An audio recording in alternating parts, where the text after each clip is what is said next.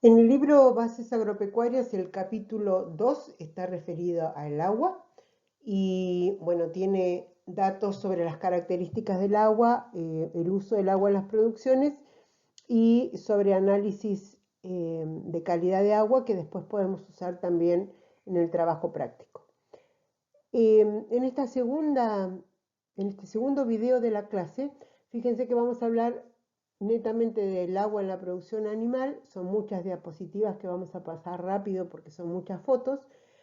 Y la primera foto está con dos carteles al costado que dicen cantidad y dicen calidad. O sea, nunca olvidemos, necesitamos una provisión de agua en la producción animal que sea buena en cantidad y que sea buena en calidad. En cantidad, depende de la especie, va a ser el requerimiento de los animales. Entonces, lean esta diapositiva después lentamente y van a ver qué cantidad de agua promedio se espera que uno tiene que darle a los animales de acuerdo a la especie que se trate o que se produzca. Y hay animales que necesitan realmente tener agua a disposición continuamente, o sea que cuesta mucho ponerle horarios al consumo de agua, sino que el agua tiene que estar siempre disponible para los animales. Sobre esto volvemos, así que no vamos a analizar la diapositiva, pero se la dejo como datos. En cuanto a la calidad, hay muchas cosas que se analizan, ¿sí? Pero en general los sólidos disueltos es una de las cosas más características que uno analiza, los nitratos, los sulfatos y el cloruro de sodio o la salinidad. O sea, hay valores que permiten que el agua sea de calidad para los animales. Incluso hay diferentes animales con sensibilidades diferentes a la calidad de agua. Pero volvemos sobre esto más adelante. ¿De dónde obtenemos agua? En resumidas cuentas, el agua la podemos obtener porque la tenemos disponible en la superficie de los lugares a donde estamos o la extraemos de bajo la tierra, ¿no es cierto? ¿Cómo podemos extraer el agua subterránea? Y generalmente se hacen como perforaciones y el agua se extrae por, ya se los nombré antes en otra clase, por molinos, por bombas solares o por motobombas o por bombas manuales. El agua se puede extraer dependiendo obviamente de las profundidades a las cuales las vamos a encontrar. En esta zona tenemos agua disponible entre los 2 y los 3 metros en la zona de valle, por ejemplo, y podemos tener perforaciones y molinos con perforaciones o bombas solares a 80 o 120 metros de profundidad en la meseta. O sea, el agua puede estar a diferentes niveles bajo la superficie del suelo. De cualquier manera, una vez que nosotros tenemos el agua, nosotros debemos facilitarle el agua a los animales para que puedan beberlas. Hay una serie de fotos ahí, desde bebidas, como la primera tanda, la de arriba y la de abajo, como chupetes, como esas a donde ven a los cerdos, como mini piletas cuando estamos hablando de aves. La mano que se ve acá tocando un círculo negro es agua que va por cañerías y son unos bebederos que los animales se acostumbran a empujar, entonces sale el agua en cantidad muy en cantidad suficiente, pero no se derrocha nada, no se pierde el agua y suele estar siempre corriendo y de buena calidad. Y otra opción es que tomen agua de lugares de agua disponible en superficie.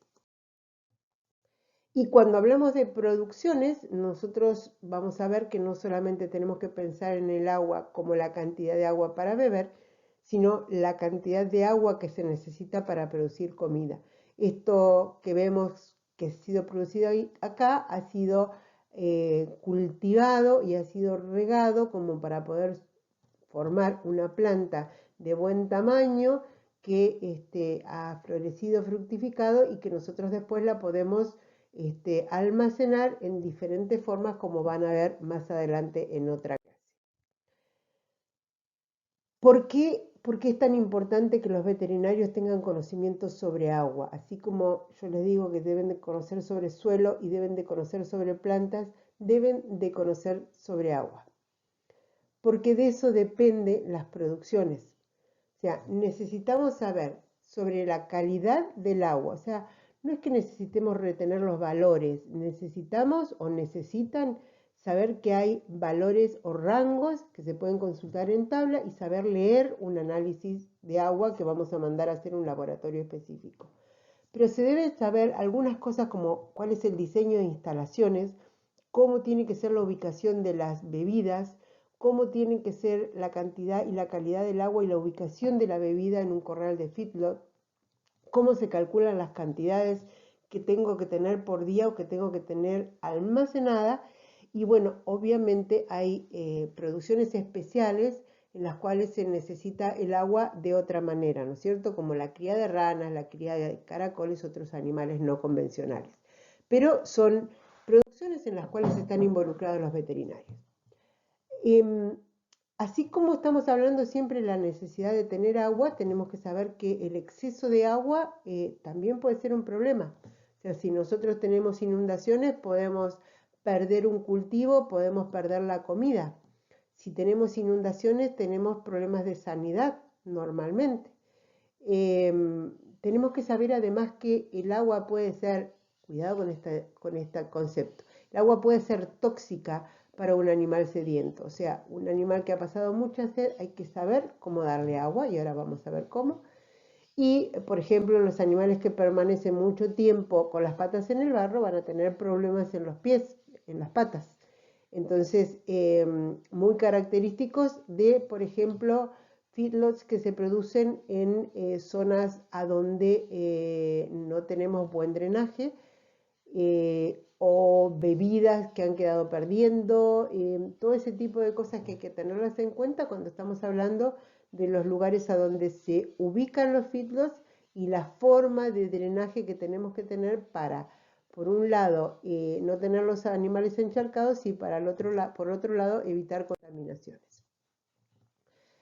En las producciones agropecuarias, ¿cuál puede ser el principal problema generalmente? Falta de agua.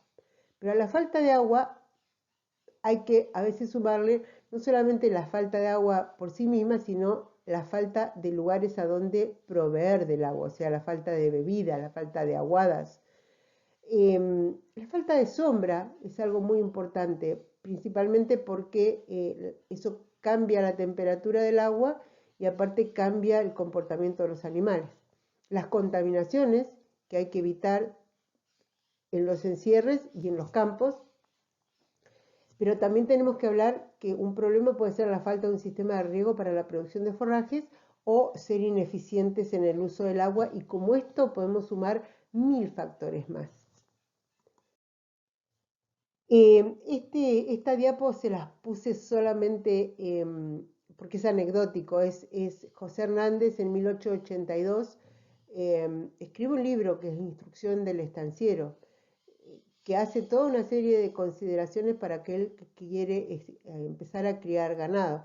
Y entre otras cosas, fíjense lo que pone con respecto al agua, ¿no? Que es importante que la gente, que la hacienda coma tranquila, pero más importante es que beba quieta y con toda calma. Que para engordar hay que dejar que el animal beba tranquilo, ya sea el agua natural o de una bebida, que el animal se acostumbra a venir, no hay que traerlo a tomar, se acostumbra y se retira después voluntariamente y despacio cuando ha saciado su sed. Y las características, obviamente, de las producciones animales, la hacienda suele tomar, echarse a rumiar, o sea, y después vuelve a beber, y recién después de haber bebido una segunda vez y de estar saciado, comienza otra vez su periplo para ir a buscar alimento otra vez. Entre los factores que afectan el consumo del agua, factores biológicos, y volvemos a hablar de la tasa metabólica y el tipo de velocidad metabólica que tengan los diferentes animales. Las razas, obviamente, tienen que ver con eso. Hay variaciones individuales y hay variaciones en el estado fisiológico, o sea, en el nivel de desarrollo de los animales. En los factores ambientales que pueden afectar el consumo está la temperatura ambiente y la humedad ambiente. Las dos cosas afectan el requerimiento. Y en los factores de dieta sobre los cuales ya hablamos es la cantidad de materia seca, la naturaleza del alimento, la temperatura del agua, la disponibilidad del agua y la cantidad de sales que tenga el agua. El consumo correcto, y volvemos a repetir esto porque lo voy a repetir muchas veces, es buena calidad, buena cantidad y una forma de suministro adecuado, ¿sí? Hay varios valores que van a encontrar, pero vamos buscando valores promedios. El consumo promedio es del 8 al 12% del peso del animal, es decir, pueden ser alrededor de 50 litros por agua promedio. Después vamos a ver tablas y las vamos a usar las tablas también. Vuelvo a repetir esto, cuando se alimenta ganado a pastoreo con suplementos, el consumo será aproximadamente 65 litros, o sea, cuanto más seco es el suplemento, por supuesto el animal va a querer más agua. Y los animales que tienen un alto peso corporal y en días muy cálidos pueden llegar a consumir hasta 80 litros, o sea, novillos en terminación o prácticamente terminados en pleno verano consumen una gran cantidad de agua y ese agua tiene que estar disponible. Vamos a ver qué pasa con las alteraciones en el consumo. Cuando no se le da suficiente agua a un animal, lo primero que se reduce es la alimentación. El animal que no tiene agua disponible deja de comer porque necesita el agua para hacer su ciclo también. Si deja de comer, o sea, esto es una seguidilla de cosas que van afectando la producción animal. Si deja de comer, evidentemente va a disminuir su estado corporal, va a dejar de engordar, ¿sí? Entonces, también a su vez, si el agua está demasiado restringida, también van a evitar perder el agua de su cuerpo. Por lo tanto, la orina va a ser mucho menor y a su vez va a estar mucho más concentrada, ¿no es cierto? Y pueden verse los efectos de la desnutrición como ojos hundidos, un abdomen deprimido, los pliegues de la piel. Cuando uno los toca, la recuperación es lenta, las mucosas secas se ven bien, la piel seca, escamosa, pueden temblar o excitarse, pueden tener espuma en la boca y evidentemente cuando esto sigue y no tienen hidratación, tienen una marcha así como rígida e incoordinada de sus patas y generalmente se echan. Ahora, ¿cuándo uno puede decir que la alimentación o la administración de agua es por exceso? O sea, generalmente los animales toman agua en la cantidad que necesitan, pueden tomar una segunda vez y se retiran, ¿sí? Pero hay algunos casos en los cuales el animal parece tomar agua desaforadamente, como por ejemplo si ha quedado excluido de la entrada una bebida, si un animal ha quedado arrinconado en un lugar que no conoce y no encuentra la salida para ir al agua, puede pasar por ahí varios días sin tomar agua y cuando llega una bebida, ese animal es como que está desesperado por tomar agua. Nos pasaría a todos, pero no lo podemos dejar tomar agua en cantidades de golpe. O sea, ese animal tiene que tomar agua despacio y su rehidratación tiene que ser lenta, porque si no le va a producir un montón de daños, como hematuria, pulmones edematosos, convulsiones. Yo los he visto morir, animales que realmente vinieron desesperados a tomar agua y no te dan tiempo a sacarlo, o por ahí no podés sacarlo porque hacen fuerza para quedarse en el agua y se mueren directamente por tomar agua así de golpe, ¿no?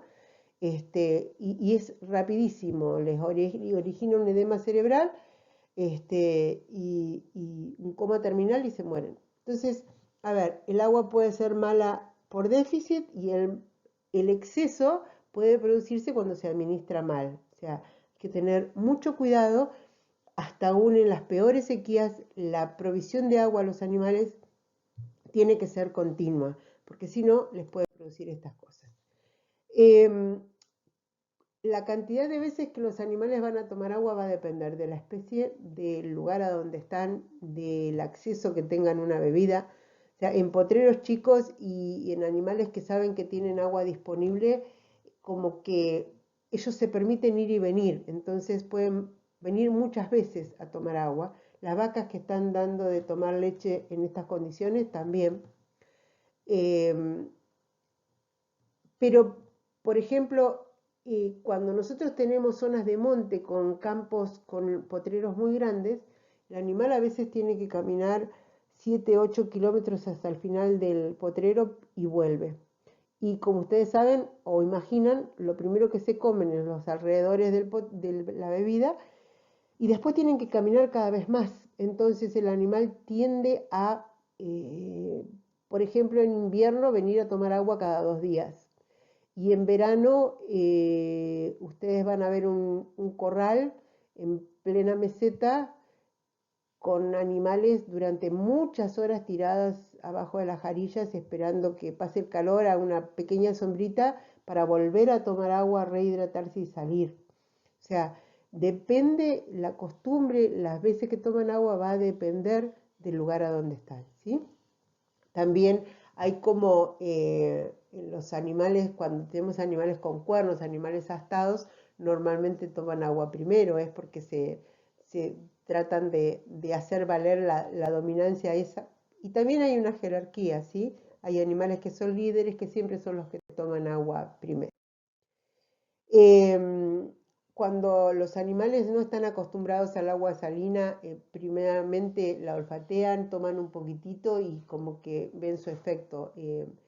Generalmente el animal cuida la ingesta de agua como para que no le produzca una toxicidad, excepto que esté desesperado por agua. Esto ya lo dijimos, los animales alimentados a raciones o suplementados tienden a beber con más frecuencia. Cuando se hace un pastoreo rotativo, los hábitos varían y los animales, como van comiendo pasto fresco, pueden volver varias veces a tomar agua. Cuando el agua que se provee tiene una cantidad de sal tolerable pero alta y llueve, normalmente los animales van a tomar de los charcos, ya se los dije cuando vimos la diapositiva de los caballos, y hay que considerar en los lugares donde uno tiene encierres que los bebederos deben estar acordes a la cantidad de animales que tienen que tomar de ellos para que no se monten ni se lastimen en la urgencia de tomar agua. Si nosotros vemos esto en una serie de fotografías, el agua, otra vez les digo, puede ser superficial, estar a la vista y libre para el consumo, o el agua puede ser subterránea y la podemos extraer. ¿A qué nos referimos con el agua subterránea? El agua subterránea es aquella que está bajo la superficie de la tierra. Y generalmente, de acuerdo, después lo vamos a ver en suelos, de acuerdo a las características de los suelos pueden ser más o menos permeables. Y a veces puede ser que haya algunos acuíferos que estén confinados porque queden, como el de más abajo, como que queden entre dos capas no permeables, y otros acuíferos que no estén confinados porque quedan entre una capa no permeable y la superficie del suelo, y que incluso en algunos casos pueden aparecer, como esos arroyos que están marcados en este corte, ¿sí? Pueden aparecer en la superficie del suelo en las partes más básicas, más bajas de esa cosa. Porque en realidad lo que nosotros estamos hablando es de que hay una capa superior de agua subterránea que se denomina el nivel freático o napa freática, que puede quedar por abajo del suelo o en algunos casos, en ciertos bajos, puede quedar por arriba y formar acumulaciones de agua como este agua que vemos acá. Esto es un mallín, características de la cordillera, a donde el agua freática está muy cerca de estos bajos y alimenta y tienen una vegetación muy particular durante el verano, Torres del Paine en Chile. ¿Cómo se junta el agua? El agua se junta en tanques, por ejemplo, pueden ser tanques como el que vemos, pueden ser tanques de chapa, pueden ser tanques revestidos, pueden ser tanques sobre arcilla y apisonados, pero bueno, lugares a donde se pueda acumular agua. Estos se llaman tanques australianos y normalmente cuando uno tiene un molino, normalmente ve un tanque para acumulación de agua y el tamaño del tanque va a estar relacionado no solamente a la cantidad de animales, sino a la factibilidad de obtener el agua, ¿no es cierto? Cuando es más difícil, cuando los vientos no son tan confiables, a veces los tanques son más grandes como para aprovechar las buenas condiciones y poder tener una reserva mayor. Los bebederos, y como les dije recién como ejemplo para los lugares de encierre, los bebederos deben estar acorde a la cantidad de animales y son de diferentes tipos. En este primero es simplemente un bebedero para mostrarles un bebedero lineal o longitudinal, a donde lo que se considera es que los animales necesitan por lo menos medio metro de ese bebedero para poder ir tomando, y si queremos que 10 animales toman al mismo tiempo, nosotros debemos de tener un bebedero lo suficientemente largo como para que los animales puedan acomodarse en el bebedero, más un lugar para poner un flotante o un sistema de corte para que el agua no se derrame. Diferentes tipos de bebederos que están puestos más arriba, o sea, suspendidos, como el primero, bebederos que están hechos simplemente con un tambor de chapa cortado, por ejemplo, como el segundo. Los bebederos pueden ser plásticos, pero eso va a depender también de la cantidad de animales y la necesidad que nosotros tengamos de aprovisionar. Hay bebederos lineales que se hacen de esta forma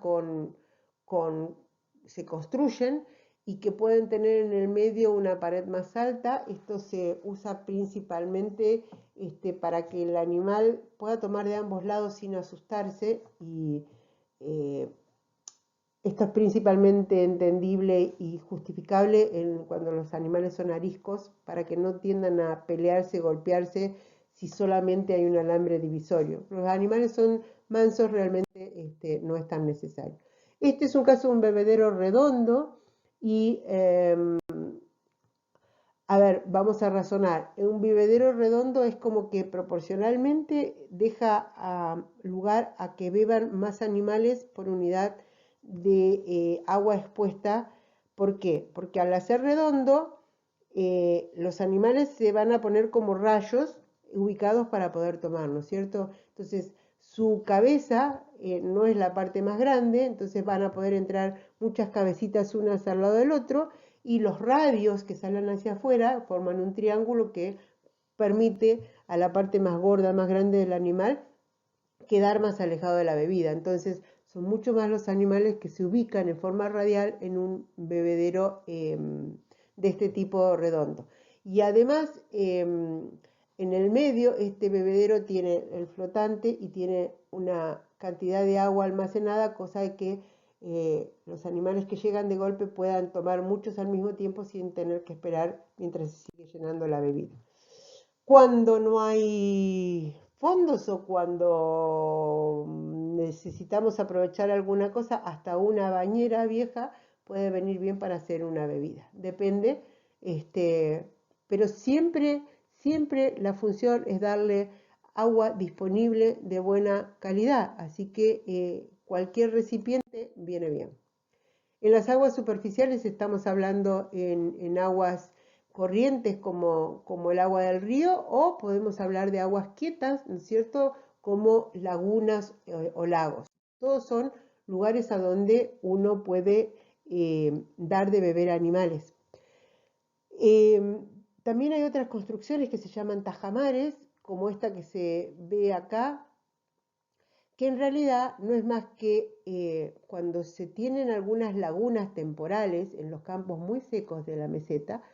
Hay varios lugares uno pasa por unos lugares así como muy pelados, que tienen mucha cantidad de arcilla porque se acumula en forma coluvial. Nosotros lo que vemos es que en esos lugares, cuando llueve, se produce una gran acumulación de agua. y que dura un tiempo, se va secando con el viento, con la evaporación. Muchos productores lo que hacen es en el lugar más adecuado y en el lugar que tiene mayor cantidad de arcilla, hace una excavación, trabaja con maquinarias, hace un cuadrado como si fuera una laguna, un pozo mucho más profundo, grande, y en ese lugar se puede almacenar agua durante más tiempo porque aparte ayuda a esa característica impermeable del suelo. Entonces esos son los tajamares. Normalmente se hace un tajamar, se guarda el agua ahí y se hacen como lugares de entrada definidos y se cierra el resto del tajamar para que los animales no ensucien, no bosten el agua mientras tienen que tomar. Ya le nombré hace un momento que son los mallines, son afloramientos de agua en tierras bajas o inundables, que son muy característicos y son muy importantes en las producciones, no solamente por la diversidad, sino porque proveen forraje muy abundante y a veces lugares aptos para cultivos. Entonces, pueden ser permanentes, pueden ser temporales, normalmente están en los pies de la cordillera y, bueno, es una palabra de origen mapuche que significa laguna. Son lagunas muy particulares del pie de cordillera. Cuando hablamos de agua disponible o de agua en superficie, los sistemas entonces pueden ser lénticos cuando las aguas son tranquilas o son quietas, como por ejemplo los lagos, las charcas, los estanques, los humedales.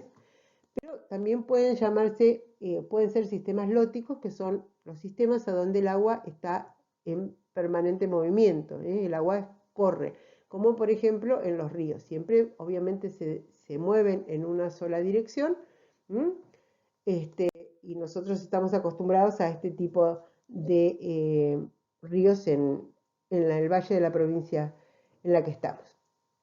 Volvamos sobre el agua metabólica, que también hay que volverla a considerar.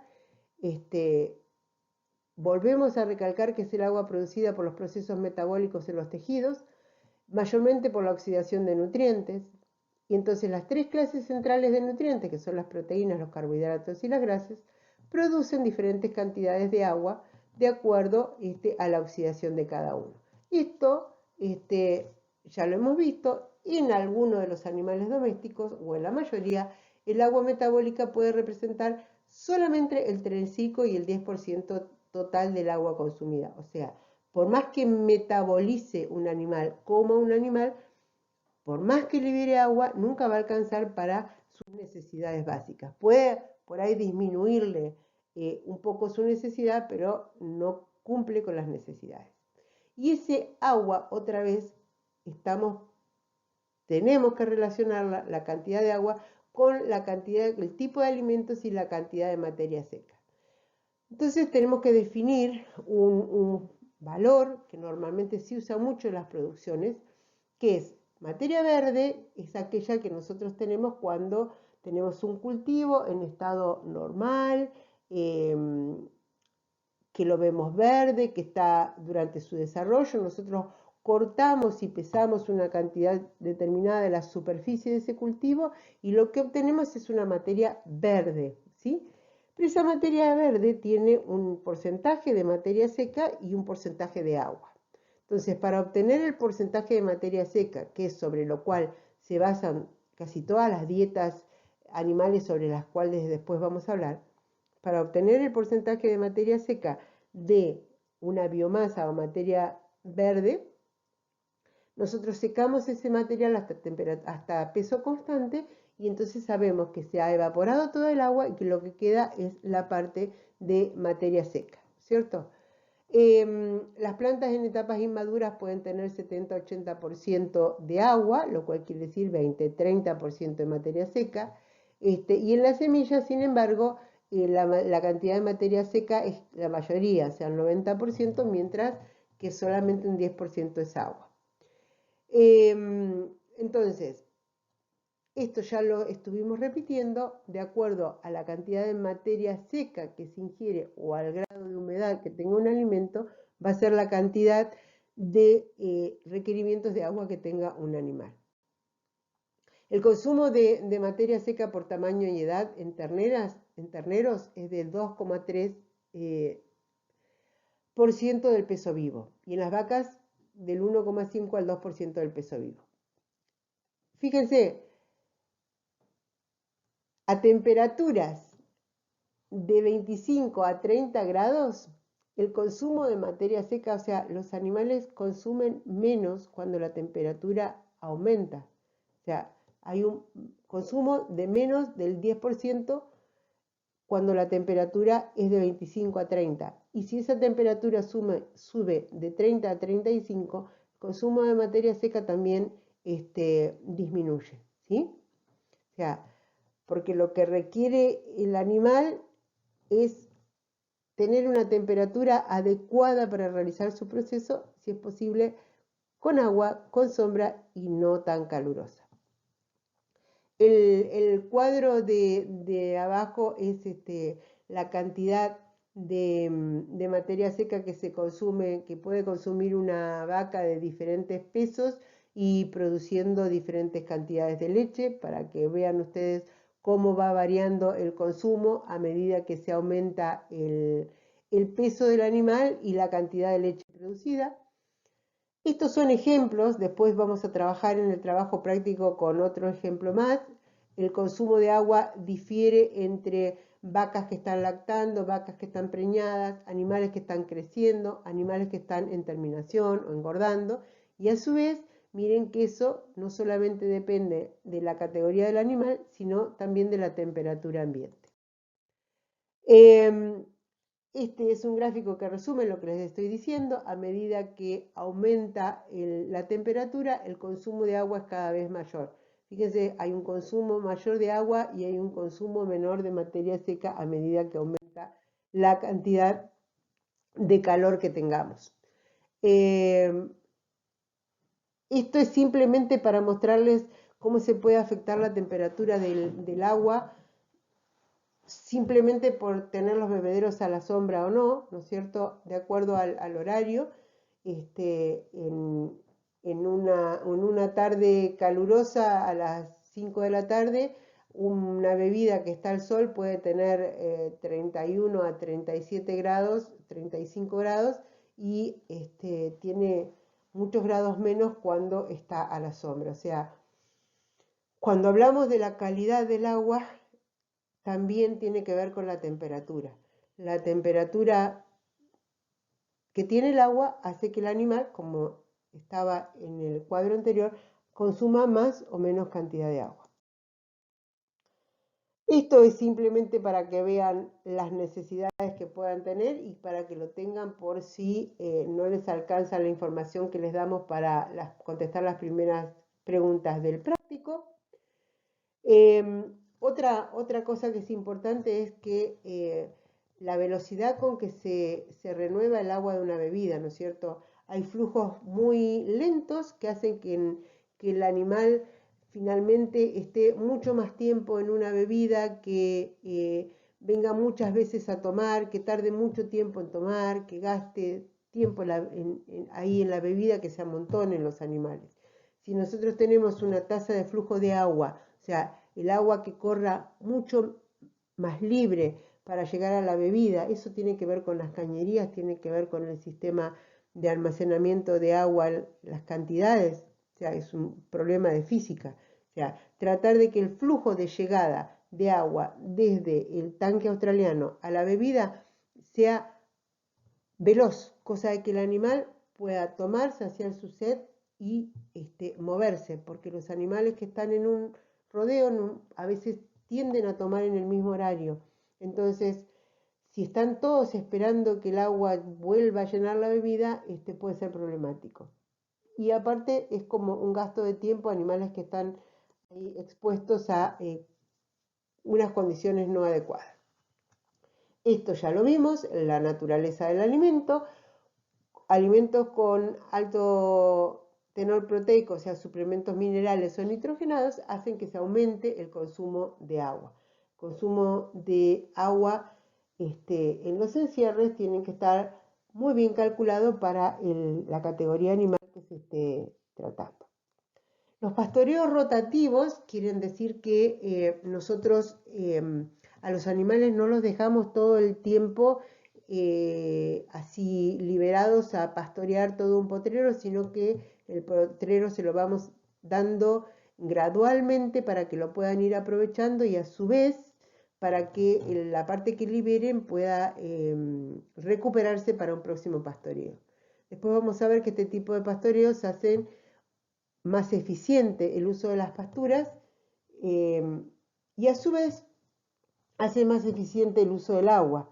O sea, son animales que generalmente comen como rápido, tienen muy buena disposición de alimento, pueden ir muchas veces al agua, ¿sí? Y no están tantas horas comiendo, sino que después se dedican a la rumia porque tienen una buena cantidad de alimento disponible en las rotaciones. Para esto se usaban esos alambrados eléctricos como para poder ir diciéndoles a los animales hasta dónde pueden comer o cómo pueden turnarse. En el caso de abajo son potreros directamente, o sea, son rotaciones de potreros y ven que ustedes que lo respetan porque en la fotografía de arriba tienen pasto verde disponible, sin embargo todavía están respetando el eléctrico antes de pasar al siguiente potrero. Y otras cosas que se pueden hacer son alambres eléctricos móviles en los cuales el frente de animales comiendo va comiendo la pastura disponible.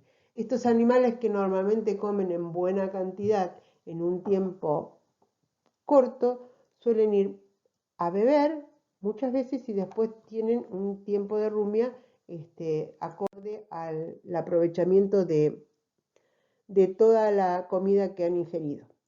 Y por último, y fíjense hasta qué punto cuando les toque administrar un campo tienen que saber cómo disponer las bebidas.